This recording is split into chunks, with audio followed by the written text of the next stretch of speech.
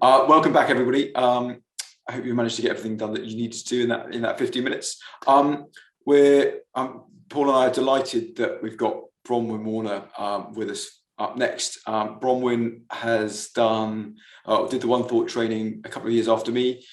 So we've got to know each other through a number of different forums over the year, not physically ever met, but it's always nice to hear what she's got to share. As I mentioned earlier, Bronwen was a reservist in the British Army and served as a physiotherapist in Afghanistan, working in the hospital in Camp Bastion, which was a fairly full-on place to work at the best of times, I'd have thought. So I'm not going to steal any of her thunder. I shall leave it up to her to tell us what she wants to share. Thanks, Bronwen. Thanks, Dave. Thanks so much for asking me. Yeah, hi everybody. So it's been interesting reflecting on this as I've been preparing in a loose term, and it's amazing how much has come up. So I joined the Reserve Army as a physio in 2006 and desperately wanted to go on a tour. And then when my unit went out, so I was part of 203 Welsh Field Hospital, which is in Wales, obviously Welsh Field Hospital. And when my unit went out in 2008, I couldn't go with them because they had too many physios. So, and I was a children's physiotherapist. So I did a lot of training. I kind of went on my own way. And interestingly enough, situations presented themselves where I managed to get myself deployed out in 2009 with the first it was the first time that the army or the base out there had tried to link a whole lot of different units together. And we had the Danish field hospital was running Camp Bastion. So there were 98 Danish people, there were 43 Brits, and there were 42 US Marines, US troops. And we all came together, and I didn't actually know anybody. I didn't go out there with anybody from my unit, but I went out and had an amazingly, it sounds wrong to say an amazing time, but it was an incredible time. And it was in 2009, which was what they called Herrick 10. And the nickname for it was Bloody 10, because it was that year and the tour after were the most deaths and casualties that we had. It was a really, really busy, intense time. And we had 100 British deaths over that sort of 6-month period. 6 months to 12 months. So what was really interesting, was kind of doing that experience and being faced with situations that were kind of none of us had necessarily experienced before. First of all, working together with people that we didn't know, but also with sort of mass casualty events and stuff. So that and I'll talk a little bit more about it, but that was my sort of tour, and I had turned 30 while I was out there, and I made some really good friends, and it was amazing. And I remember, kind of as well as the hospital experience where we were seeing some pretty traumatic stuff, we also had the physio room where we would have soldiers who were coming in who were being patched up because they needed to be going back out there. They'd maybe been in an incident where they'd seen somebody, a friend of theirs, be hurt quite badly, and then we had to try and help them to get ready to go out there. And I remember sort of thinking, how are these guys doing this? How? And they did, and now that I've got an understanding of the principles, it kind of makes a bit more sense. And I'll talk a bit about that just now, but sort of that was my journey there. And then in 2014, I then came back, got married, had children. 2011, I left the army. And then in 2014, I was pregnant with my second child, and my dad died unexpectedly in the December. And then my brother was shot and killed out in South Africa through an armed robbery situation. And he passed away in the February. So he passed away in the February, and 6 weeks after that, I had my second baby. And I kind of spent the next, so that for me that insight, that kind of experience, when I then came across the principles sort of 4 years ago now, and I came across the principles through trying to fix myself, because I, to all intents and purposes, had all the labels. I was told, of course you're going to be depressed, of course you're going to have depression, of course you're going to have stress, anxiety, PTSD. Why wouldn't you? These situations that you've experienced are horrific, and so I spent a lot of time trying to fix myself, because I didn't think that I was okay the way I was dealing with it. And what I came to see through the understanding of the principles is that something's always got our back. So I know, Dave, you said just now about sort of the first responders, and what really struck me in my experience of my brother dying was that if anybody had said to me, this is going to happen, how are you going to react? I would have said, I won't be able to, it'll break me. But on the day that I had the phone call, something happened, something sort of like something took over, and you show up and you do the next thing that makes sense to do in the moment. I was there, I got to my mum, I did what needed to be done.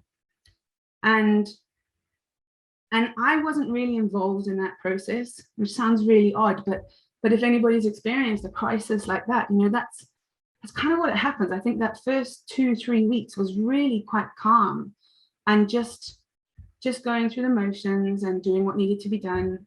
We went out as a family to South Africa, my husband, myself, and our 2-year-old, to sort things out. And then I got back and had the baby a few weeks later. And then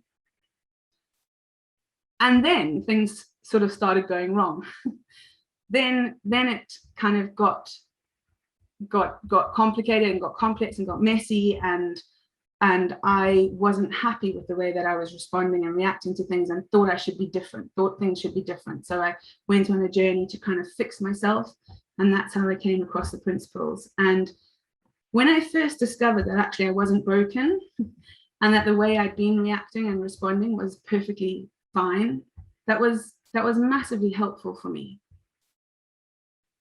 And so that sort of, that's kind of a little bit of a history of how I've got here. But when I was thinking about sort of what's been the most helpful to me, was sort of 3 things came up. And the first was that first responder, that first sort of like initial, something's got your back. And it made me think, back in Camp Bastion, when we were in Afghanistan, there was, and my question about the soldiers, how did they get out and carry on? And I think that's it, is like, there's something that's got your back. When we're not involved, when we don't get in the way of life unfolds, and so it makes sense for us to do something. And some soldiers came in and decided it was too much and went home. It was too much, and they didn't want to go out, and the injuries didn't get better, and they went home. And some soldiers came in and they did get better, and they did want to go out. And there was a massive mix-up, a massive difference in how people react and how people respond. But it's all perfectly okay how it unfolds. And I think that's what I saw. That's what I've seen a lot, is that, the game of life happens. It's a contact sport. Stuff happens to us. And the more we get out of its way, the sort of easier it is to happen. And I had a conversation with someone this week about life being a contact sport, and how, if you're playing a game of rugby, if somebody's playing a rugby game, we want them to be in the game of rugby, playing the game. We don't want them to be sitting on the field meditating. They could say, I want to be, they're not much good to us if they're on the field meditating, trying to stay calm the whole game. But yet, if you talk to a professional sportsman, or even like, we all know the feeling probably of being in the flow and actually just playing the game. You're not thinking about the ball you just missed 10 minutes ago, or the ball you're going to catch in 5 minutes time, because you don't know. It's not helpful. And I think like that's been really helpful for me, seeing how, when I don't get in the way of, or when I can be a little bit less involved in how life's unfolding, trusting that it's got my back because I've got evidence for that. I can see that that's happened in the past. Then it's a bit easier. But I'm human, and as humans, we do have a brain that does get involved. It does like to get involved. It does like to analyze. It likes to think. Like Dave said, you know, in the military, it likes to plan and prepare. And there's a saying, which I can't really remember it, but piss poor planning leads to something or other. I can't remember it. Dave might have it. But, you know, if you don't plan, failing to plan is preparing to fail, kind of thing, something like that. So there's some ways where, like, our brain is useful. And I think for a long time, I sort of thought, oh, I really want to be this calm person, you know, sort of, I want to be a perfect mother, showing up for my kids in a calm way. And I was really angry for a lot of my children's early years. And I think I thought for a long time that I needed to be a meditating rugby player, and forgot that actually it's quite useful to get involved in the game sometimes.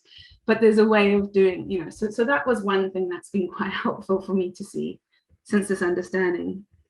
And helps me understand as well how under pressure in Camp Bastion, you know, when the Chinooks fly over and you have an announcement to say, like, you've got a mass casualty event, everybody needs to come up. You know, as physios, we were there, we were scribing, so we had to be there in the emergency room, writing down everything that was happening and what the doctors were saying and what they were giving and all that sort of thing, which isn't what I was trained to do, but obviously we did practice it.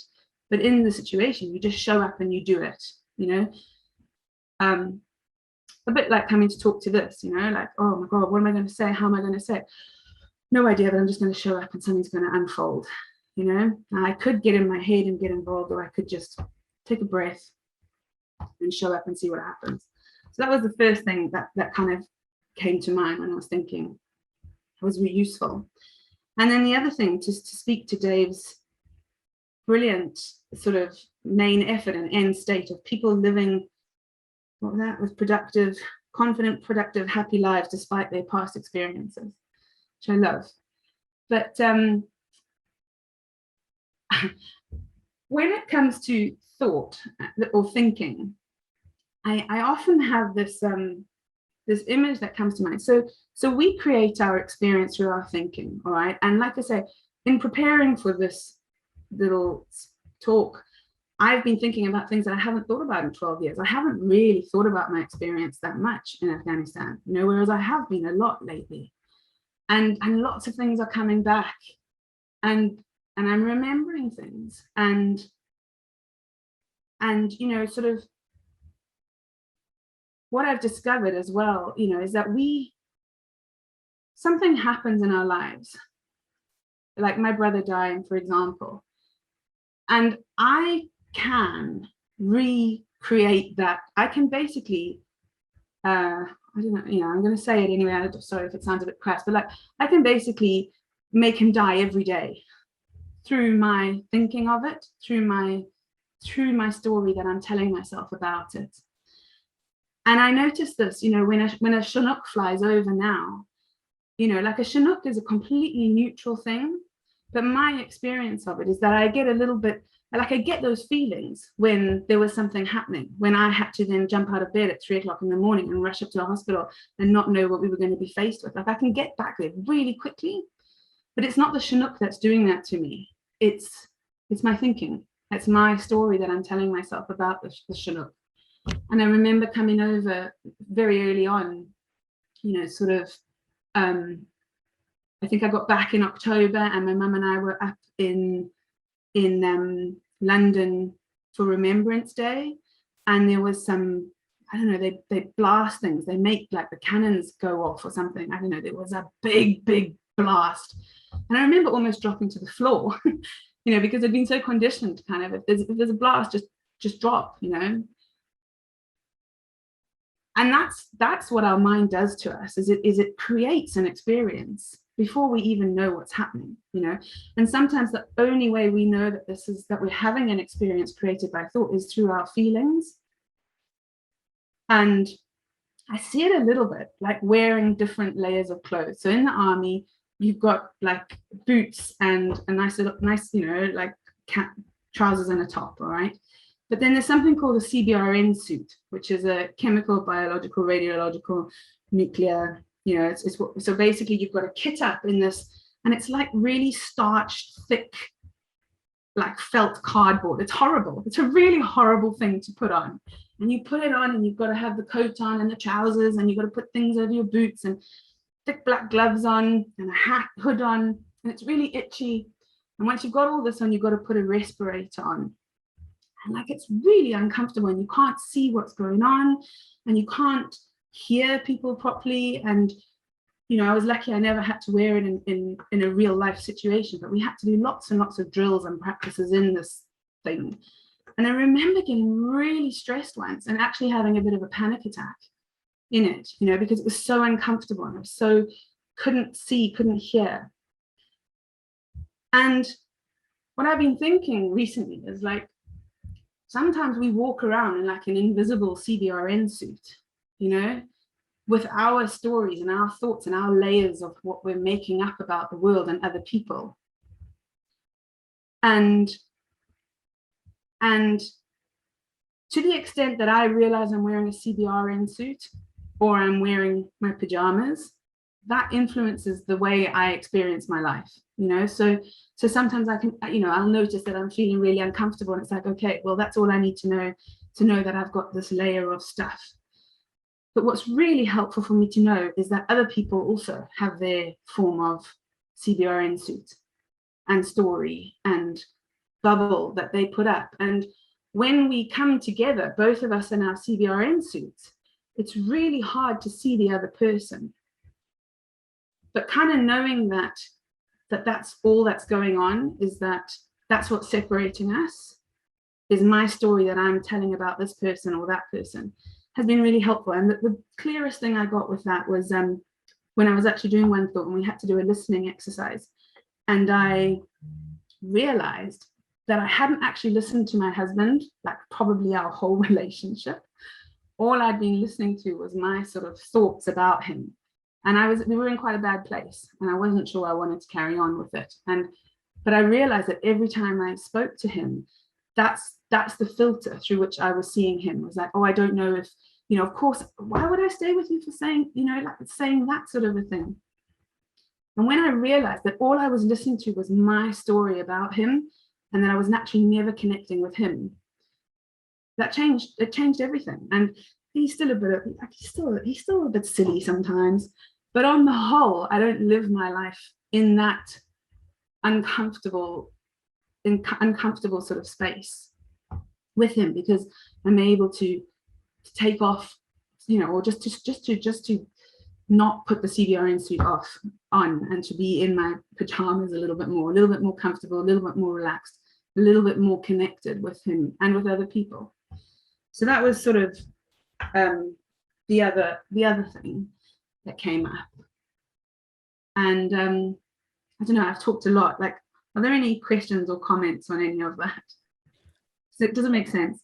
It does make sense. It does make perfect sense. And I love the CBRN thing, because it also made me think of the flip of it, actually, because you used the analogy of comparing it with your pajamas. But there'll be a time when you'd much prefer to have your CBRN suit on than your pajamas. And that's the cool thing about this, is because it's pointing at the fact that all of these thoughts and feelings have purpose. They're there for a reason, even if they feel uncomfortable. You know, that uncomfortable feeling has got a message in there for us. And when it's the CBRN suit being itchy, well, okay, it might be itchy, but actually it's serving me a purpose at the moment because there's a threat, or there might be a threat. So there's that element to it. Or it could be, yeah, there isn't really a threat at the moment, and perhaps we could take it off. Yeah. And the piece about a Chinook flying over and those feelings coming back to you and you feeling a certain way, that again is, you know, by design, the system trying to thrive. Oh, I've been here before. I know what this is about. Be prepared. And then it's just being aware, going, okay, yeah, but I'm not there. So thank you very much, alarm system, but you're going off slightly, you know, half cocked at the moment. And thank you for showing up, but you're not needed today. Rather than, oh, I need to fight it. Yeah, I love that. And I think also, like, I suppose what it shows me now is exactly like you say, it's like an alarm system. But what I see now is that it's kind of just pointing me to the fact that I'm getting busy. I'm busy in my head. And that there is another alternative. Like, you know, I don't have to be right up against it. I can step back and see what's happening. And it doesn't mean disengage from the situation necessarily. But like you said, it's a bit more space to kind of, okay, well, is this actually true? Is there a threat or not? Yeah, lovely. Thanks, then. Sylvie. I just wanted to say thanks very much for sharing today. It's not really a question as such, it's just to cover the point where you said about when you were rehabilitating the guys to go back out and you first wondered how they done it. And then you sort of explained it in your own actions when when the shit hits the fan, for want of a better word, how you become in the moment straight away.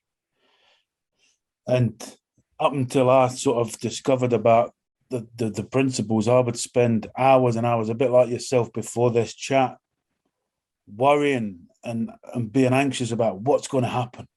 Am I going to be good enough? Am I going to be able to say or do or react the right way? But don't you think it's fascinating how you do? When it counts, it happens, and those feelings, it's like the best feelings in life, because it's like real life it's strange, but yeah, I just don't know if it's the same when you said you dealt with your brother's death. You know, it's like you've got to be in the moment, and there's no time for you to think what's going to happen. And yeah, it's since doing the one thought, has that become like a thing where you can recognize it straight away, or quicker, or I don't know about straight away, but definitely quicker. Thank you, Sylvie. Like, yeah, I was just sort of, I don't know. I think what I was thinking there was sort of oh, I've gone completely blank. Is that what I wish more people knew. What I'd known was, like, it's all okay. Like, all our experiences are okay. And they're all completely human and completely neutral and natural until we judge it as something else. You know, so like, I thought that it wasn't okay to be angry or to be depressed. And because I didn't want to be them, I resisted them and fought them. And as a result, they kind of stuck around a lot longer than maybe they needed to. And that's the difference for me now. It's like, it's not like I don't necessarily get depressed or sad or angry. It's just that now, I suppose it doesn't, I don't beat myself up so much about it anymore. You know, it kind of, I know it's a temporary state. I know it's not me. Like, just because I get angry every now and then doesn't mean I'm an angry person with a problem. Whereas for a long time I thought I was. Yeah. And I think that's the difference. And I see that playing out in my parenting a lot. You know, I've got a child with some challenging, well, this is the thing. I perceive it as being challenging behavior. and this is it. It's like, sometimes it is. Sometimes I see that I've got a child with a problem. And sometimes I see that actually it's more that it's my problem. You know, I think she should be a certain way. And because she's not living up to my expectations of what I think she should be like, or what my experience of a mother should be like, that's when I struggle with it. You know, when I can sort of drop that and think, well, she's just showing up as herself, doing what makes sense to her in the moment. yeah, I don't necessarily think it's helpful that she's shouting at me, but sometimes it doesn't affect me so much, because I'm like, well, that's just her. I can still love her. I can see through her CBRN suit in that moment, and then other times mine just goes on, no, we're going to fight here, we clash. But I think what happens now is that I notice a lot quicker, and and just in that noticing gives me a bit of space to be able to step back, to maybe let a fresh thought come through, like, actually don't carry on down this way, or maybe just give her a hug, or send her to a room, or step away, or and I think this is the thing. It's like there's no right or wrong way of dealing with stuff, because all we've got is the moment right now, and our reaction and response to something in the moment. And I tell you what, like, my biggest thing was food. So I basically ate my way through all of my, through the last sort of 6-7 years. And a couple of months ago, I had an experience where I was getting really caught up in my head, and I recognized it, and I had to make a decision about my daughter. And I could see that I was just thinking, trying to figure it out and not getting anywhere. And I've been around this conversation enough to know that from that busy place, it's very unlikely I'm going to figure it out necessarily, because it just goes round and round. And it suddenly occurred to me to go and buy some chocolate, and to go and sit down by the field and write. So I like to write. And that's what I did. And I went and bought some chocolate, and I went and sat down and I wrote. And within 20 minutes, I was so much settled, and I knew what to do. And it didn't need any figuring out. I just knew what to do. And that was the first time I'd seen that actually maybe me eating as I had been was sort of my wisdom helping me cope in the moment. But because I was so against it, because I fought against it so much, I think I kind of turned it into much more of a thing, which, I know, that's looking back on it now and judging it, but sort of seeing that actually whatever we do is just what we do, full stop. It doesn't need necessarily any analyzing. I don't know, that's a bit fresh for me.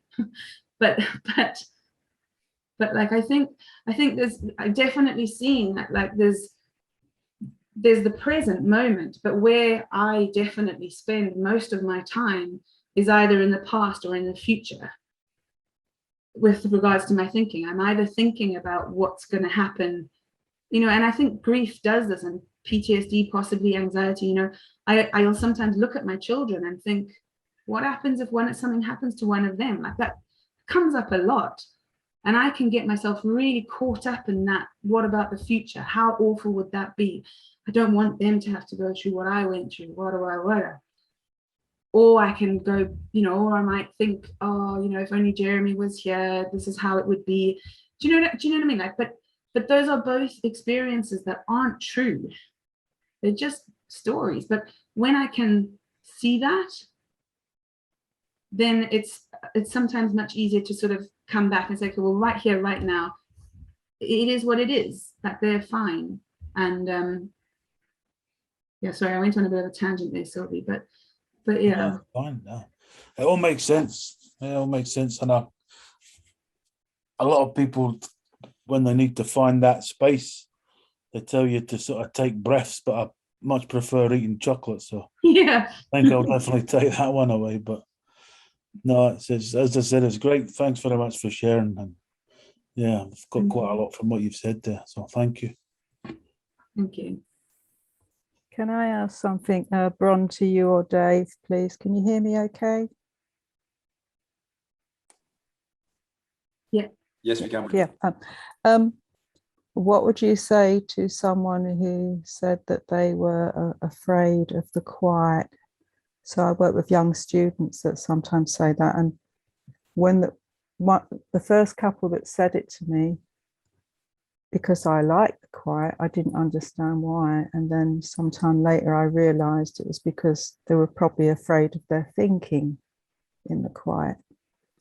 And then I started thinking, well, that's people that might take to an addictive substance or something, whatever they're doing, it's because of that noise going on. So, because I haven't been around the understanding for long, what would you say to someone, whatever their age, who said they didn't like the quiet? How would you address that? I wonder if you have something to say there. Yeah, I think it's funny because as you said that, if someone, I think exactly what you said, sort of someone being scared of the quiet is because their quiet is not quiet.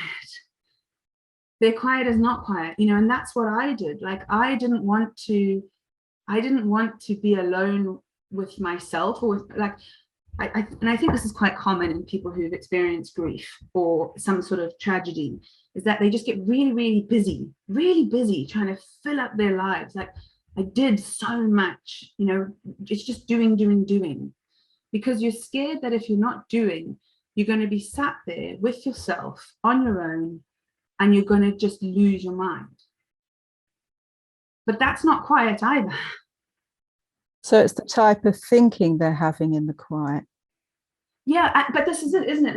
Like quiet, the way I'm talking about it is the difference between like focusing on the waves on the ocean and knowing that there's a whole ocean underneath. And I think that's just it. It's like we all have moments of quiet where we're and quiet doesn't, I think sometimes people have a perception that like being quiet is sort of sitting, meditating, just doing nothing, whereas actually, like I say, that example of sort of the rugby player, like if you've ever been really involved in something where you've just been in the flow, like to me, that's being in that quiet space. You're just completely present. I think for me, quiet is being present and not being, I mean, that's all I don't know how you explain that to someone other than helping them to see when maybe, because we all experience it, sometimes it might be like for a kid, it might be when they're having a laugh with their friends, or playing on a computer game where they're just involved in the game and their mates, or they're doing something they love, and it might be fleeting, but everybody has it. I just think we're so focused on the noise and on the brain generating stuff that we don't give this other side of us enough sort of attention. Like Dave said, we're made up of this energy and this mind, life source, whatever you want to call it, that is so much bigger than this tiny little brain that's trying to figure stuff out all the time. And I think it's just looking in a slightly different direction. Dave, have you got anything to add to that? Yeah, no, that was cool, Bron. Thank you. For me, it's very much the same. But if when people are scared of something, when they fear something, there's an element of judgment going on with whatever that happens to be, and it's all innocently happening. So there's something there that when they aren't distracted, that they don't like, that they're scared of. When what this is all pointing back to is that all experience is neutral. Okay, it falls into sort of two differing ends of neutrality, but it's all neutral, and it either feels comfortable or uncomfortable. Okay, and that's it. And our job as human beings is to be aware of whether we feel comfortable or uncomfortable. Now, if it feels uncomfortable, okay, well, that's probably not helpful. It might be a warning sign that there's something scary out there, but it probably is we're leaning in the wrong direction, or we're sort of slightly leaning towards discomfort. But as Bron was saying, it's not quiet, nothing happening. It's just letting the content flow through, no matter what. Neutrally, just it's going through, and there'll be, since we've been on this call, it's been absolutely lashing it down with rain, and I've now got bright sunshine. I've had no control over that, I could have been excited or upset by either of those things. But I've got no control over it. Does that make sense, Wendy? That was beautiful. Thank you from both of you. It was very helpful. Thank you. No worries. Maria, I saw you had your hand up earlier. Do you still have a question? Yeah, hi, can everybody hear me? Yeah. Cool, thank you. Thanks for this. It's really good. Thanks for your share, Bron. It's really just sort of like it was funny because Wendy asking that question, you know, about the quiet. It's just kind of like that. I think with sort of like me, I'm a Navy vet and currently first responder for Southwest Ambulance Service, and you sort of like when I'm on the go, I'm almost sort of like a different person. You know, you're sort of like robotic. You've got a job to do, you know, do it, and then you know I'll come home. And then that's when, you know, my mind can begin to, you know, shouldn't have done this, shouldn't have done that. I've been suffering sort of like with my mental health now since March, you know, and totally hit rock bottom. And where I am today, you know, is working through who Maria is, you know, finding out. And it's the first time I've heard about the principles, you know, so that's amazing. And also, you know, I'm hoping that mental health will be spoken more about, you know, because for my but because I guess of the job I do, you know, at present, I struggle sort of like with, you know, Maria's got mental health, and I couldn't say those words at the start, and you know, and now I'm not embarrassed anymore to say, yeah, I've had a mental episode, yeah, a mental health episode, and it can happen to the best of us. It can, you know, I guess at one stage, you know, or the other, you know, and so that, you know, so with this quiet, it's, you know, it wasn't helpful for me. But one thing that, you know, has resonated, you know, through Bronwen and Dave, is sort of like speaking at the moment, you know, I love that way you say, just let it flow through, just let your thoughts flow through, you know, because I take it, it's how you act on those thoughts. Is it a Bron sort of thing? Yeah. I mean, oops, a bit echoey. Sorry. I just because I think, like, for me, thoughts sort of happen. You know, it's like the ticker tape at the bottom of a you know, the Sky News, and you're watching it, and there's like this stuff going down the bottom all the time. Like, thoughts just happen to us. We don't necessarily choose them, you know, and we have something like 60,000 thoughts a day, right? Something like that. So a lot of thoughts a day.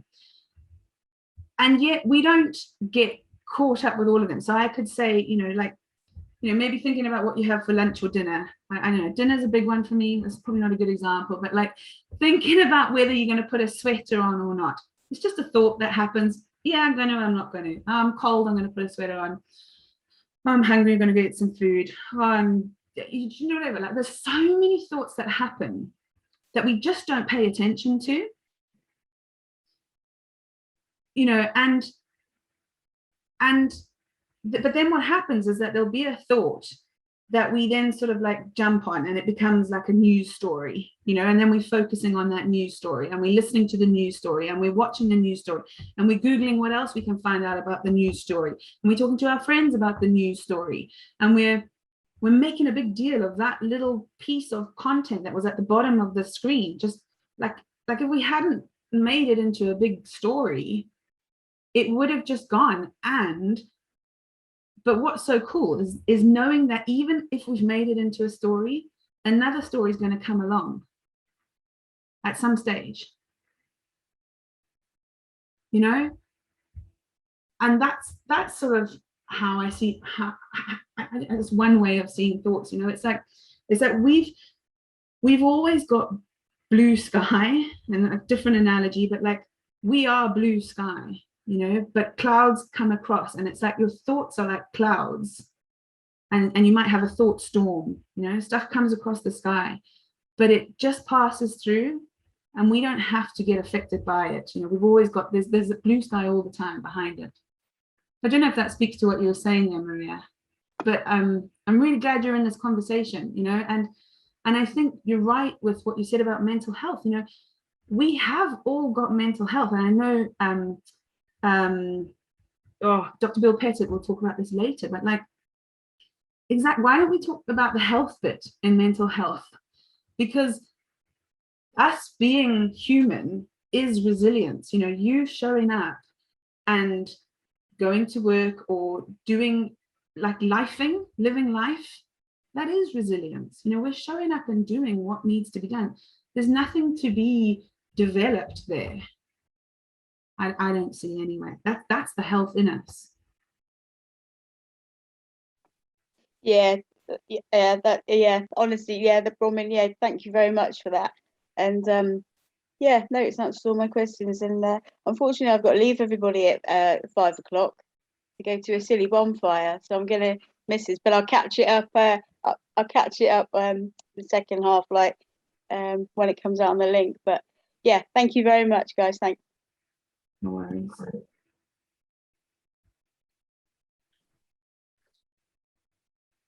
Does anyone else have a question?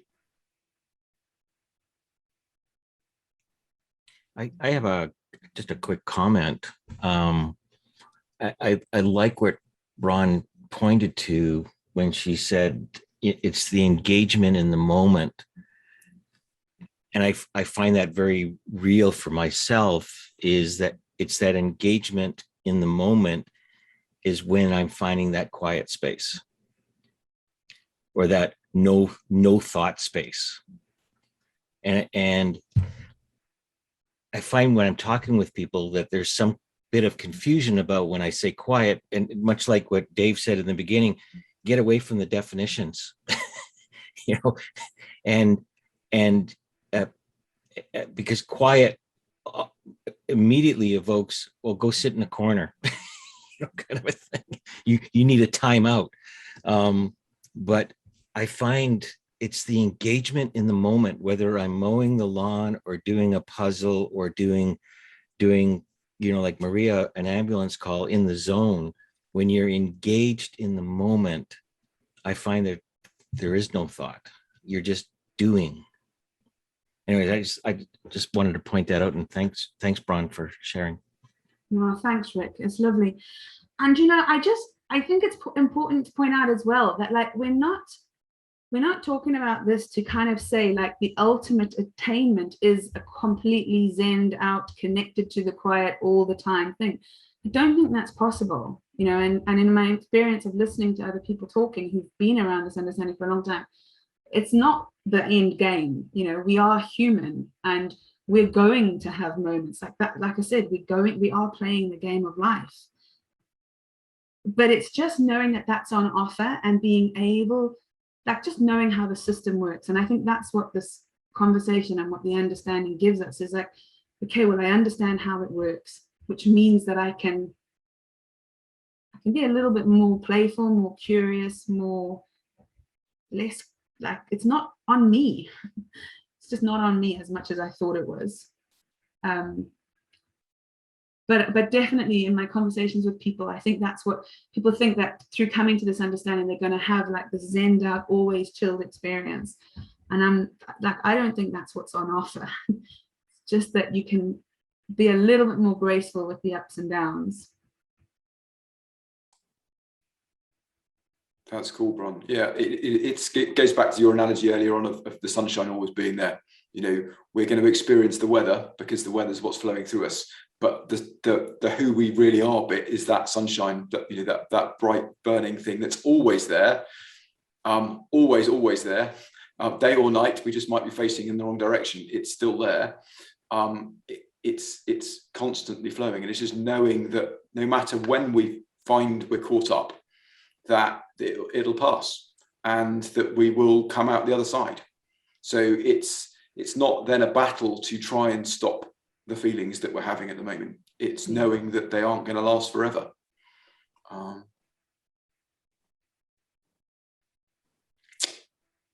Does anyone have a final question for Bron before we break before the next session?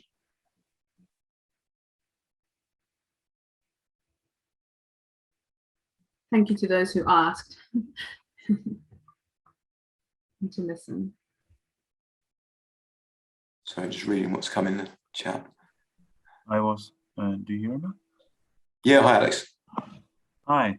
So I was, actually I got a interesting insight when you shared your story about the food. I don't know if we are running out of time here. No, go for it, Alex. We've got time. Okay, so I had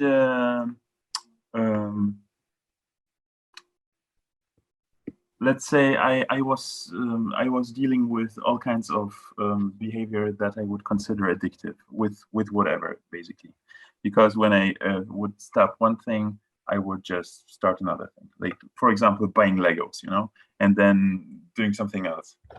And so when you were talking about like chocolate and how that worked out for you, and I was thinking about my chocolate and whatever I was going through with that, and I wondered, like, before I was already thinking something like, it's probably not only like the problem. Chocolate cannot only be the problem. It's probably also a solution for something here, right? And this is what I was hearing you say. So my question is like, how would you relate to people who kind of struggle with like impulsive behavior and addiction? And because what I was hearing you say is something like, yeah, I mean, whatever you do, you know? And to me, yeah, it's, I don't know if it felt like it's a touchy subject, and maybe you can help me with that or something. It's such a great question, Alex. And yes, like that was one little experience. And I guess what's coming up for me as you ask that question is like, I do have an addictive, impulsive relationship with food. And that's the difference. So the experience, the example I gave about that one moment, like that came from such a different place. My normal relationship and experience with food, like that's my go. When I'm in a busy, uncomfortable, when I've got my CBRN suit on, that's my reaction, is go and get food. Like, whew, that's how I respond to that feeling. But that's a very different one to when I was like, oh, hang on, actually to settle, let me go and do this thing. And it's never happened, like it doesn't happen like that a lot. And I'm not saying that, you know, go and eat whatever, do you know what I mean? But that's the difference, is like the impulsive, I think what happens with an impulsive behavior, or my experience of it, is that I'm trying to run away from my thoughts because I'm scared of them and I don't want to be with them. And I'm trying to quieten those thoughts by doing something else. But all it kind of does is layer thought upon thought upon thought, because then I've got a lot of thinking about how I've just gone and eaten a load of crap and I don't want it. Do you know what I mean? Whereas actually, sometimes now, if I can see that actually I'm about to go and do this, but it's completely counterproductive to what I'm trying to achieve, then sometimes I've got more option to not go and do the food thing. I can do something else. It does, and I think that's, I don't know, I mean, it's a much bigger conversation, but like, yeah, like that for me is like there is a difference. And it always comes down to the feeling. Like what feeling are you in when you're doing something? So what I'm hearing is, if I'm feeling crappy and getting the chocolate to just like try to push it in that hole and to make it look better, then there might be a better way. But if it's like, if that is the path and it feels right, like there might be an option for chocolate, right? So I don't know. I still have to find my own relationship with my behavior, I guess. And yeah, thanks a lot. This is the right place to be, this kind of conversation. Like, you know, It's very helpful for that. Just seeing how the system works might help you see something new around it. Thank you. Cool. Well, thank you very much. Alex, I'm just going to say one thing to that. I think for me, it comes to that business of how it feels, and impulsivity has an urgency to it. If it's feeling urgent, then there's an element of pressure involved in that. Whereas where Bron was talking about, oh, this feels like the right thing to go and do to give myself space, felt calmer. So I think it's the difference between whether it feels calm and neutral, or whether it's feeling urgent and I've got to. And the sort of element of you need to do this bit is the bit to be not wary of, but to be aware of, I suppose. That's the message that I think you're trying to pick up on. Personally, that's my thought. Thanks. Cool. Well, Bron, thank you so much. That was really cool. I'm sure we all took a great deal from that. And what we'll do now is we'll stop. We'll come back again at 1500 UK time. Yeah, on the hour. We'll put everybody back in the breakout room so that Paul and I can have a quick chat with the firm before we set up the next one. But thank you so much for all sticking around. Thank you. Thanks, Bron. Thank you so much.